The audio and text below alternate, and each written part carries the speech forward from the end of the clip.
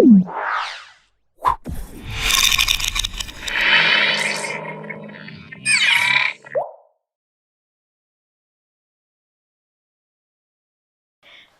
నేను మీ మాధురి. ఈరోజు మనతో పాటు ఉన్నారు ఎస్వి నాగనాథ్ గారు, ఆస్ట్రోసైకాలజిస్ట్. నమస్తే సార్. సార్, నేను కన్యరాశి లవర్స్ గురించి చదివింది ఏంటి అంటే, వీళ్ళు లవ్ అండ్ రిలేషన్షిప్స్కి చాలా డిటాచ్గా ఉంటారు, సూపర్ సస్పీషియస్, అండ్ రిలేషన్షిప్స్ జోలికి అస్సలు పోరు. వెళ్ళినా కూడా అంత తొందరగా వీళ్ళు మింగిల్ అవ్వలేరు. అసలు కన్యరాశి వాళ్ళు చాలా సైలెంట్గా ఉంటారు అని, డిటాచ్డ్గా ఉంటారు అని చెప్పి కూడా అంటుంటారు. అసలు వీళ్ళ క్యారెక్టరిస్టిక్స్ అంటే వీళ్ళు ఎలా ఉంటారు సార్? వీళ్ళ స్వభావం ఏంటి అసలు? కన్యారాశి వాళ్ళు is considered as the most romantic రాశి. ఉన్న 12 రాశుల్లో టాప్ 3లో వాళ్ళు ఉంటారు. ఎందుకు అంటే వీళ్ళు ఎప్పుడు కూడా వీళ్ళన్న గొప్ప లక్షణం ఏంటంటే, వీళ్ళు ఎంత వయసు వచ్చినా వాళ్ళలో నుండి యూత్ఫుల్ థాట్ ప్రాసెస్ పోదు. అంటే వాళ్ళు మెంటల్లీ ఎప్పుడు కూడా ఎనర్జెటిక్ ఉంటారు వాళ్ళు. ఓకే, మీరు ఏం పుస్తకాలు చదువుతున్నారు కానీ కన్యారాశి వాళ్ళు డిటాచ్డ్గా ఉంటారు కాదు. అక్కడ మెయిన్ పాయింట్ ఏంటంటే, వాళ్ళు తొందరగా ఇనిషియేట్ చేయరు because of their introvert nature. But though they are introvert. ఇప్పుడు ఒక గర్ల్ ఫ్రెండ్ కానీ బాయ్ ఫ్రెండ్ కానీ కన్యారాశిలో పుట్టిన వాళ్ళు తొందరగా అనవసరంగా వేరే వాళ్ళ జోలికి వెళ్ళరు. ఓకే, అది వాళ్ళ లవర్ కావచ్చు, లైఫ్ పార్ట్నర్ కూడా కావచ్చు. వాళ్ళ ప్రైవసీ జోన్లోకి వీళ్ళు వెళ్ళరు. మీరు ఇందాక అన్నారు కదా, వాళ్ళు కొంచెం అనుమానస్తులు కూడా అన్నారు. సో అనుమానం అన్నది ఎప్పుడు వాళ్ళకి ఏదైనా ఒక ఎవిడెన్స్ కనిపించి రిలేషన్స్లో ఆ ఎవిడెన్స్కి సంబంధించినటువంటి కాన్సిక్వెన్సెస్ ఏమైనా హార్మ్ఫుల్ ఉంటాయి, డేంజరస్ ఉంటాయి, పెయిన్ఫుల్ ఉంటాయి అప్పుడు they will investigate as a police officer. So అందుకే కన్యారాశి వాళ్ళకి ఏంటంటే, వాళ్ళని ఎవరన్నా ఇనిషియేట్ చేయాలి. ఈ కన్యారాశిలో పుట్టిన వాళ్ళకి ఎవరన్నా వాళ్ళని ఇనిషియేట్ చేస్తే వీళ్ళ గెస్చర్స్ ద్వారా, అంటే ముఖ కవళికలు, బాడీ లాంగ్వేజ్, మాట్లాడే మాట, టైం స్పెండ్ చేయడంలో, వీటి ద్వారా వాళ్ళ ప్రేమను ఎక్స్ప్రెస్ చేస్తారు. ఓకే, మీరు 10 మందిలో 6 కన్యారాశిలో పుట్టిన వాళ్ళని ఎవరో ప్రపోజ్ చేస్తేనే ఆ రిలేషన్ జర్నీ స్టార్ట్ అవుతుంది. ఓకే, వాళ్ళంతటి వాళ్ళు ఓపెన్ అయ్యి చెప్పేంత ధైర్యం చేయరు. కానీ మీకు క్లియర్గా తెలిసిపోతుంది వాళ్ళ బిహేవియర్లో, మాటల్లో వీళ్ళు పక్కా లైన్ వేస్తున్నారో మీకు తెలిసిపోద్ది. ఎక్స్ప్రెస్ చేయరు. అందులో చెప్పా కదా, 10 మందిలో 6 నేను యావరేజ్ చెప్తున్నాను. సో వీళ్ళు ఎక్స్ప్రెస్ చేయరు. కానీ వీళ్ళంత గొప్ప లవర్స్ కూడా ఎవరు ఉండరు. అదే వీళ్ళు వాళ్ళని లవ్ చేశారనుకోండి, ఇంకా వీళ్ళే మొత్తం వాళ్ళకి సర్వస్వం అంట, ఒక షెల్ లాగా తయారైపోతారు. ఒక ప్రేమికుడు కానీ ఒక షెల్ లాగా అయిపోతారు. అంటే ఫుల్లీ ప్రొటెక్టివ్ జోన్. ఈ ఓవర్ ప్రొటెక్షనే సమస్య. ఓకే, ఏంటి అంటే, అవతల వాళ్ళకి స్వేచ్ఛ, స్వతంత్రం ఇట్లాంటివి కొన్ని ఉంటాయి కదండి.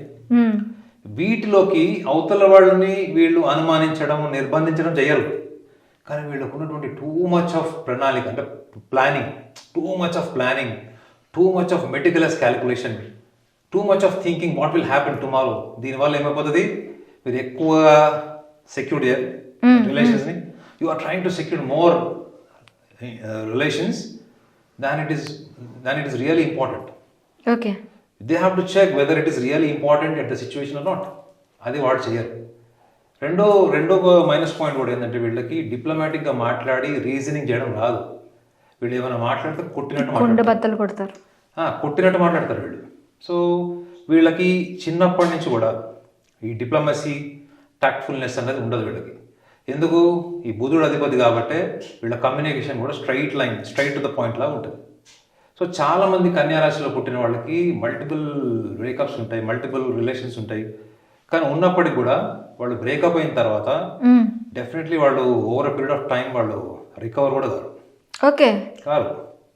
ఇంకొకళ్ళని ప్రపోజ్ కూడా చేసేంత సాహసం చేయరు. ఒకవేళ వీళ్ళని ఎవరైనా మోసం చేసిన ఫీలింగ్ వస్తే వీళ్ళు అదొక సైకలాజికల్ ప్రాసెస్ లాగా తీసుకునే ఛాన్స్ ఉంటుంది. నేను ఇందాక కూడా చెప్పాడు, కర్కాటక రాశి వాళ్ళకి బాల్యం చాలా ఇంపార్టెంట్. ఎట్లా పెరిగారు, ఎటువంటి వాతావరణంలో పెరిగారు, ఎంత ఇంపార్టెన్స్ ఉంది, వాళ్ళు ఎంత ప్రేమించబడ్డారు అన్నది ఎంత వాళ్ళ టీనేజ్ లైఫ్లో, యంగ్ ఏజ్ లైఫ్లో ఎఫెక్ట్ అవుతుందో. నెక్స్ట్ రాశి కూడా ఇది. ఈ రాశి వాళ్ళకు కూడా బాల్యం చాలా ఇంపార్టెంట్. మీరు వాళ్ళని చాలా క్రూయల్గా పెంచారు, వాళ్ళకు ప్రేమ లేకుండా పెంచారు, వాళ్ళని నెగ్లెక్ట్ చేసి పెంచారంటే దాన్ని ఈక్వల్గా వాళ్ళు టీనేజ్ యంగ్ ఏజ్లోకి వచ్చేటప్పుడు అది వాళ్ళ పర్సెప్షన్ అయిపోతుంది. ఓకే. అర్థమైందా? అట్ ద సేమ్ టైం అమ్మాయి కానీ అబ్బాయి కానీ ఎవరైనా మోసం చేశారంటే వాళ్ళకి అదొక పర్సెప్షన్ అయిపోతుంది. అమ్మాయికి అయితే అబ్బాయిలంతా ఇలానే ఉంటారేమో అనే భయము, మళ్ళీ ఫెయిల్ అవుతుందేమో అన్నట్టు ఆందోళన. అబ్బాయికైనా అంతే, ఫెయిల్యూర్ని వీళ్ళు తట్టుకోలేరు. Of course most egocentric sign అది, గుర్తుపెట్టుకో. ఓకే. చాలా అన్నిట్లో ఉన్నటువంటి అహంకారపూరితమైనటువంటి రాశుల్లో కన్యా రాశి రెండోదా? ఓకే. మొదటిది వృషభ రాశి. ఓకే. అర్థమైందండి? సో వీళ్ళు వాళ్ళ ఈగో మీద కొట్టారనుకోండి, any extent they will go to take revenge. ఈ అన్వాంటెడ్ రివెంజ్ జోన్, వెండిక్టివ్ జోన్కి వీళ్ళు వెళ్ళకూడదు. ఎందుకంటే ఇప్పుడు మనం మాట్లాడుతుంది ఇంత కూడా ప్రేమికుల గురించి, లవర్స్ గురించి, రిలేషన్స్ గురించి. సో వీళ్ళలో ఉన్నటువంటి ఎంటర్ప్రైజింగ్ నేచర్ అంటే వీళ్ళు జర్నీస్ ఎక్కువ ఇష్టపడతారు. ఎదుటి వాళ్ళని ఎప్పుడు ఆహ్లాదంగా ఉంచడానికి ఫ్రెండ్లీ అట్మాస్ఫియర్ క్రియేట్ చేస్తారు. ఒకసారి ఒక గర్ల్ ఫ్రెండ్ ఇంటికి బాయ్ ఫ్రెండ్ వెళ్ళాడు అనుకోండి, కన్యా రాశిలో ఉంటాడు, హాస్పిటాలిటీతో మొత్తం ప్యాక్ చేసేస్తారు, మెస్మరైజ్ చేసేస్తుంది. సో ఇన్ని గొప్ప లక్షణాలు ఉన్న వాళ్ళు వీళ్ళు two much of protection, two much of calculation, two much of security వల్ల వీళ్ళు ఎదుటి వాళ్ళకి ఎట్లా కనిపిస్తారంటే వీళ్ళు అనుమానిస్తున్నాడేమో అని రాంగ్ ప్రొజెక్షన్ పోతుంది. ఓకే. వీళ్ళు స్వేచ్ఛ ఇవ్వరేమో అని రాంగ్ ప్రొజెక్షన్ పోతుంది. కానీ వీళ్ళని కన్విన్స్ చేస్తే వీళ్ళు ప్రతిదీ ఇచ్చేస్తారు. ఈ కన్యా రాశిలో పుట్టిన ప్రేమికులు, మీరు వాళ్ళని కన్విన్స్ చేయండి, వాళ్ళు పూర్తిగా మీకు సరెండర్ అవుతారు. సో ఈ లక్షణాలు వాళ్ళకి ఎప్పుడు తెలియాలి? వాళ్ళకి ఎవరన్నా చెప్పాలి, లేదా మన ప్రోగ్రామ్ చూడాలి. ఓకే. అయితే మనకి లాస్ట్ నేను ప్రతి ఎపిసోడ్లో అడుగుతుందే 25లోకి అడుగు పెడుతున్నాము. సో ఈ కన్యా రాశి ప్రేమికులు ఎవరైతే ఉంటారో వాళ్ళ నేచర్లో ఏం మార్చుకోవాలంటారు? మార్చుకుంటే వాళ్ళు ఇంప్రూవ్ చేసుకుంటే వీళ్ళకి మంచి ఫ్యూచర్ ఉంటుంది. అంటే వీళ్ళు కొంచెం ఎన్విరాన్మెంట్ని వీళ్ళు తీసుకోరు. ఈ చుట్టుపక్కల ఒక అబ్బాయి కానీ అమ్మాయి కానీ తన చుట్టుపక్కల పరిస్థితులు ఏంటి తీసుకోరు. వీళ్ళకి అన్ని రిచ్ థాట్స్ ఉంటాయి.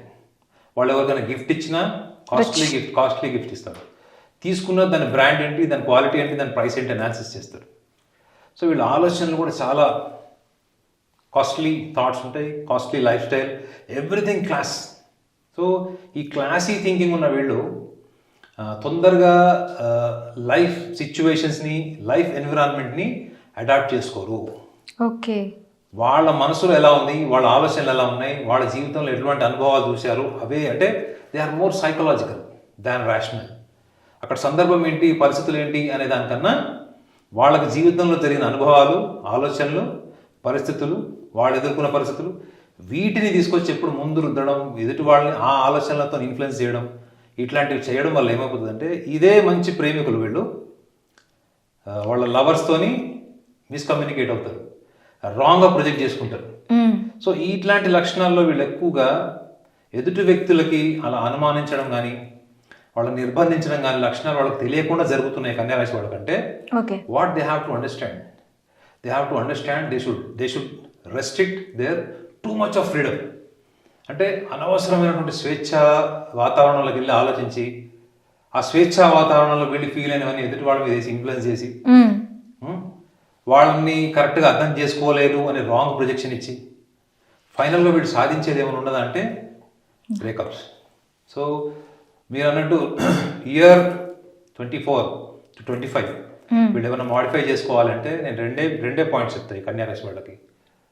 ఒకటి, మీ సెల్ఫ్ కాన్ఫిడెన్స్ ఎంత ఉంది చూసుకోండి. ఒక అబ్బాయిని అమ్మాయిని నమ్మాలన్నా మీ జీవిత అనుభవాలు మీరు టీవీ ఛానల్లో చూసేవి, న్యూస్ పేపర్లో చూసేవి, ట్విట్టర్లో చూసేవి, యూట్యూబ్లో చూసేవి పక్కన పెట్టి మీ జీవిత అనుభవం ఏంటి, మీరు అక్కడ ఉన్నటువంటి సందర్భం ఏంటి, ఈ రెండింటికి మధ్యలో మీరు ఒక బ్రిడ్జ్ కట్టుకోండి.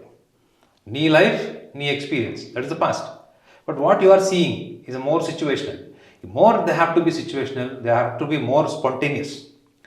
దీన్ని అడాప్టబిలిటీ అంటారు. ఈ అడాప్టబిలిటీ అనేది చాలా కష్టం కన్యా రాశి వాళ్ళకి.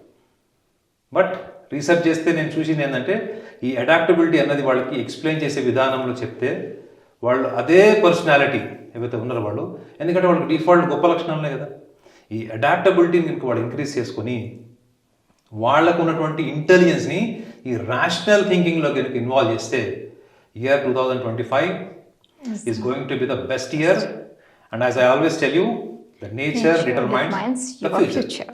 Thank you, sir. Thank you very much.